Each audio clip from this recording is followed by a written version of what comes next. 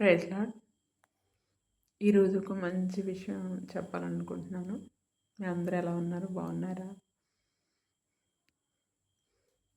మీరు దినము స్టార్ట్ చేసేటప్పుడు ప్రార్థనతో, వాక్యంతో మొదలుపెట్టండి. అలాగే మీ దశమ భాగంలో ఖచ్చితంగా తీయాలి. ఆదివారం తప్పనిసరిగా చర్చికి వెళ్ళాలి. మనం 6 దినాలు కష్టపడి 7వ దినం మనం ప్రభువుకి ఇచ్చినప్పుడు దేశం యొక్క ఉన్నత స్థలాల మీద ఉంచుతాడు. అలాగే అది మన కండిషన్. దశమ భాగం కంపల్సరీ ఇవ్వాలి. 10% దేవుంది. మరి ఈరోజు ఏంటంటే, దయచేసి దుష్టుల జోలికి అస్సలు పోవద్దు. మన ఆఫీస్లో, మన ఇంటి పక్కన, మన కొలీగ్స్, మన నైబర్స్ చాలామంది మనల్ని ఇబ్బంది పెట్టడానికి చూస్తూ ఉంటారు. వాళ్ళు ఏమన్నా మాటలు అన్నప్పుడు కానీ, లేకపోతే మనం ప్రూవ్ చేయాలని కానీ, మనం అనలేదని కానీ అవి ఏమి అసలు పట్టించుకోకూడదు. ఒకవేళ మనం రెడ్ హ్యాండెడ్గా మనకి దొరికినా ఇంకో 4 మాటలు వేసి మనల్ని ఇబ్బంది పెడతారు తప్ప వాళ్ళు ఒప్పుకోరు. అలా ఎవరైనా ఒప్పుకుంటే నిజంగా దేవుని బిడ్డలే. నెక్స్ట్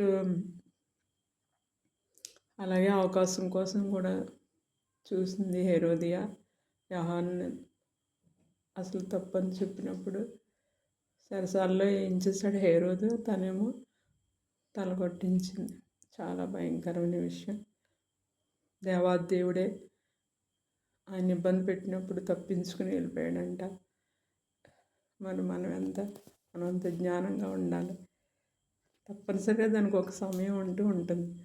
ఆ సమయంలో తప్పక దేవుడు పగ తీర్చుకోవడం నా పని అంటున్నాడు.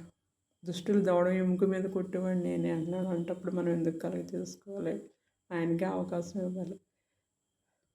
అందుకని ఇలాంటి పరిస్థితులను వాళ్ళ జోలికి వెళ్ళొద్దు. ప్రార్థన చేసుకోండి ప్రేమపూర్వకంగా. అక్కడి నుంచి మనం తప్పించుకుంటే మంచిది.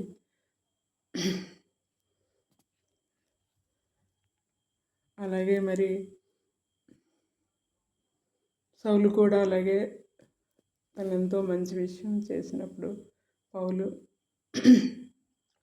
దావీదు సౌలు కానీ సౌలు పగబట్టి దావీదుని చంపాలని చూస్తూ ఉంటుంటాడు.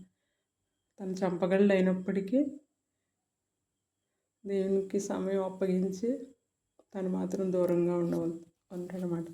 అలాగే మొర్దెకై హామాను ఎంత ఇబ్బంది పెట్టినప్పటికీ సమయం వచ్చిన తర్వాత అలాగే మనం కూడా దేవునికి అప్పగించి ఆ సమస్యను మన హ్యాండిల్ చేయకుండా దేవునికి అప్పగిస్తే కంపల్సరీ మనకి మనం అనుకున్న దానికన్నా రెట్టింపు మంచి మేలు జరుగుతుంది. మీరందరూ పాటించండి.